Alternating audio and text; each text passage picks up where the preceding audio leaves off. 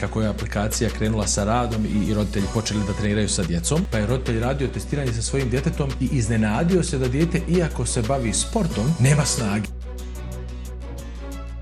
Ne može da visi, kaže 4 sekunde, ruke mu puštaju. Mogu je, kaže, na jednoj nozi da čučne 18 puta, na drugoj nozi ne može da čučne 3 puta. A onda mi tamo vidimo da je on napisao da je dijete bilo i povrijeđeno. Ta noga koja je zapravo sada slabija je bila povrijeđena, oni su kontali ta povreda je bila prije 6 mjeseci, to je prošlost, to nije ostavilo nikakvog traga. Dali su nam priliku da sa roditeljima malo porazgovaramo, da im objasnimo kako stvari unutar tijela funkcionišu i koliko je važno da se na tim stvarima sistematski radi.